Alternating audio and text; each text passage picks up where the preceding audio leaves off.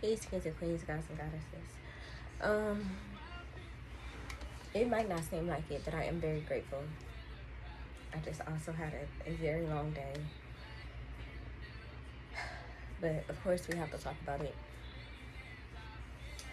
First thing first, yes, my electricity is back on. And again, I am very grateful. I just had a very long day. And we're going to get into exactly how that happened. But before we dive in, I want to acknowledge first that I had misspoke in my last video, and I'm going to clarify that in the document that I'll be sharing today. Because one thing for sure, two things for certain. I'm not looking to lie to you guys. I'm all about the truth, and I honestly would like for you guys to trust me. I'm not here to misguide or lie about anything, especially not what I'm experiencing. Part of the responsibility that I've taken on with this particular route is documenting everything. And let me tell you, it's exhausting. Today alone, I completed 12 documents, but I'm here to share one of the most important ones with you. The final notice of retaliation, systemic abuse, and demand for corrective action and rebuttal. This notice is being sent to the Illuminated Company, the Public Utility Commission of Ohio.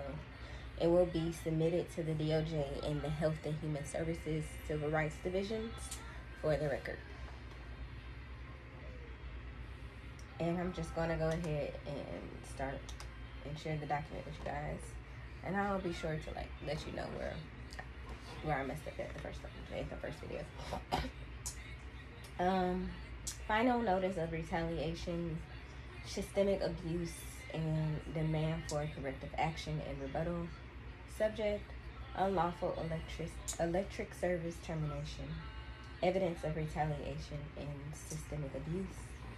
To whom it may concern, this serves as my formal and final notice documenting clear acts of retaliatory behavior, systemic abuse, and unlawful service disconnection in direct violation of commercial law, public policy, and human rights.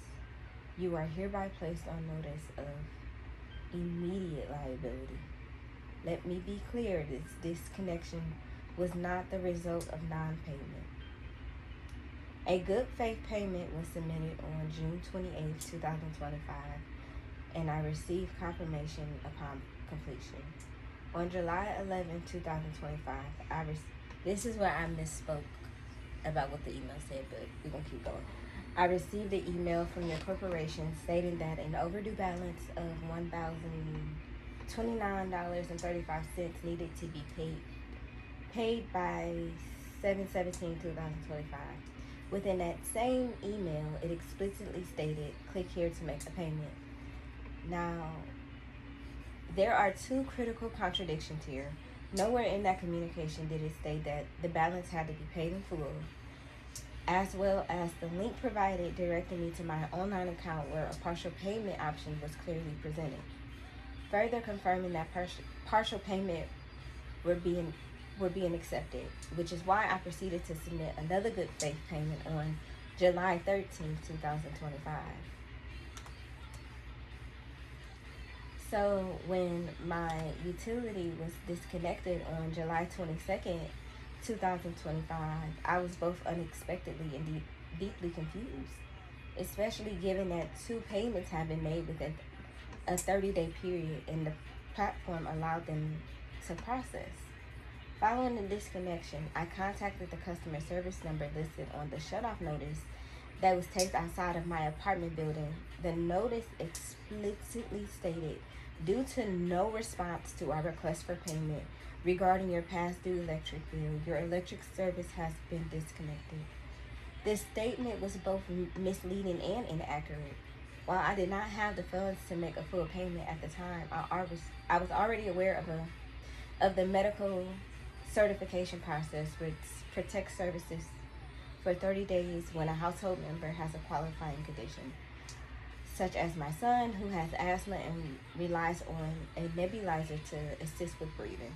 On July 22nd, 2025, your own representative informed us that an installment plan was an available option under these circumstances, and also advised that paying as much as possible within a 30-day window would bring the monthly installment rate down alongside the medical certification. What's most confusing is that this same guidance was never provided during the previous disconnection in May 2025, even though we made payments that coincidentally placed us in compliance with the exact same medical certification process your corporation now claims to honor. In addition, I have independent knowledge of how the medical certification process works, having been educated by someone with direct experience. Based on the understanding, this disconnection was not only abnormal, it was neither legal nor lawful. Furthermore, it is standard practice for a full payment to be requested after disconnection, not preconditioned for preventing it. And here's what makes this even more unacceptable. It is only July. The reconnection period per the medical certification covers 30 days. 2 separate payments were made between June and July following that 30-day period. This clearly demonstrates our continued effort, communication, and compliance. A payment itself is a response, one that reflects financial participation, not neglect.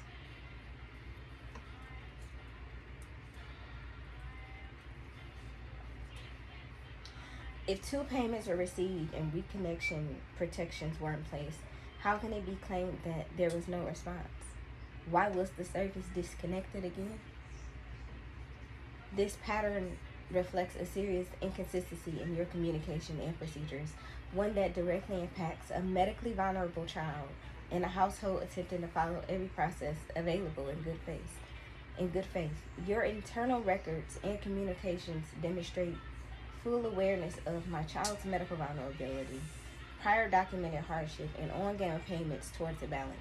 Despite this, you proceeded with disconnection, this time after I lawfully and publicly challenged the authority and jurisdiction of multiple corporations and agencies via IRS Form W-4 submission naming the illuminating company directly, UCC filings asserting lawful rights and contract obligations, formal complaints and sworn notices delivered to the IRS, DOJ, and Health and Human Services. This is no coincidence. This is retaliation. Deliberate, traceable, and now a matter of federal record. This system has intentionally created systemic generational cycles rooted in shame and fear in regard to utilities.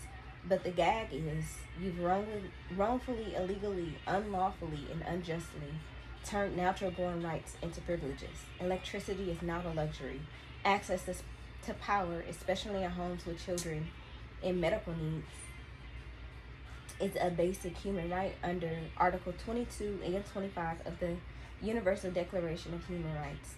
Federal trade and consumer protection laws and commercial law provisions barring deceptive and unfair business practices.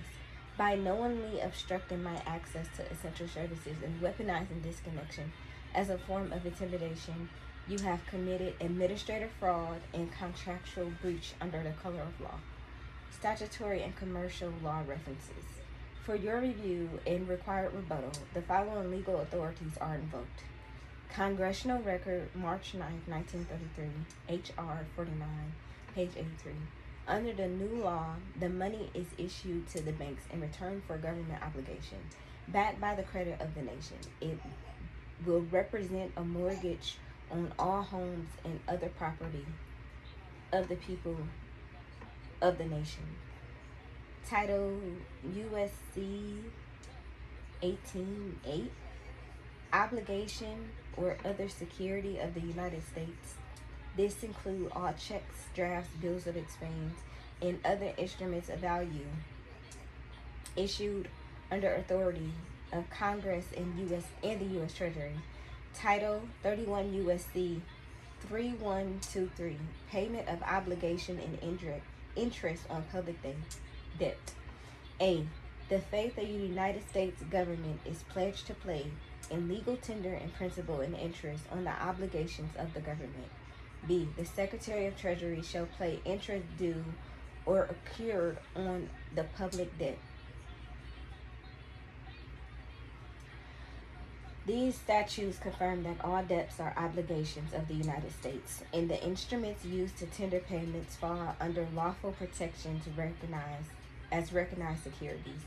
These very laws and statutes were previously invoked in 2024 in a lawful challenge submitted to the Internal Revenue Service Remittance Processing Office regarding an illuminating company. Demand for corrective action and rebuttal. While services have been restored, this matter is not resolved. The public and legal record must reflect the misconduct and resulting harm. I hereby demand the following: a written explanation within 10 calendar days of receipt of this notice, clearly detailing why an installment plan was not offered during the May 25 service reconnection, why this connection occurred in July despite payments being completed, and why internal policies govern such decisions. Your response must be notarized and address each point of law cited above. Failure to provide a timely point-for-point rebuttal will constitute your legal and commercial acquiescence to all facts and claims stated herein. Please be advised, this matter has already been escalated to the Department of Justice, Health and Human Services Civil Rights Divisions, as for the Public Utilities Commission of Ohio. Failure to comply will result in the filing of a commercial lien against involved parties and all agents acting in misconduct, public documentation for retaliation, and campaign through legal and digital advocacy. Injustice anywhere is a threat to justice. Injustice anywhere is a threat to justice everywhere. Martin Luther King Jr. I am not behind, I am aligned. I speak the law of truth, not fear. Every false structure around me must fall. My words hold weight, my light reveals lies, and I stand protected spiritually, lawfully, and divinely.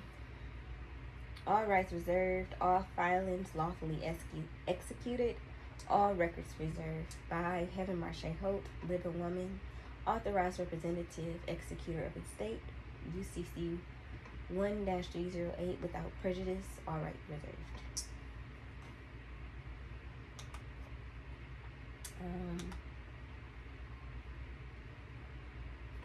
As you can see, your girl is not one to play with. And let me just say this. Utility disruption is not something that we need to carry shame or fear around. We truly have rights, and I've done more than my fair share of research learning what those rights are. I get it that this path is challenging, but you know what else is challenging? Complying with the system that knowingly and unlawfully turns your natural rights into privileges. I'm not just out here hooting and hollering. I can back up every single claim I make. And when it comes back to keeping records, let's just say any law firm would be lucky to have me. Because I do the work of an entire legal team by myself.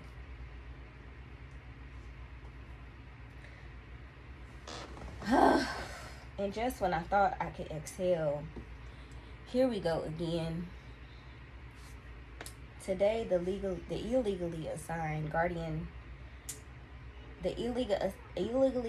and formally dismissed guardian ad litem had the audacity to call me, despite receiving multiple formal notices, removing her from the case and removing her services completely.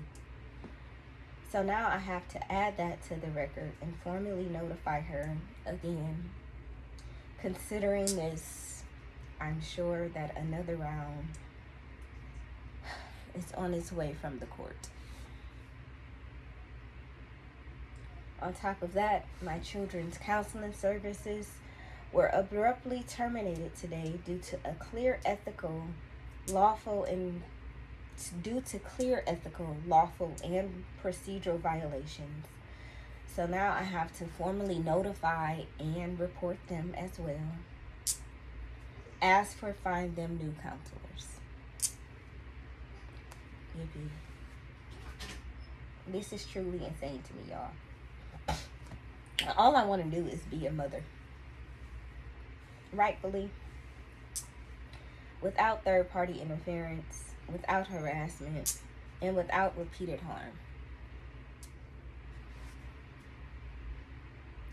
You would honestly think that I was out here trying to take over the world. Like, I don't know. Just, you would think I'm doing more than what I'm doing. I'm not doing anything. Like, I really want y'all to know that. I haven't done anything wrong.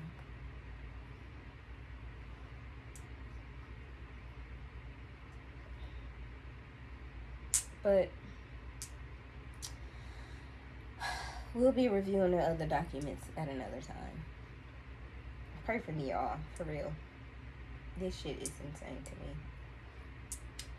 I really kind of feel like I don't know what I really feel like, for real.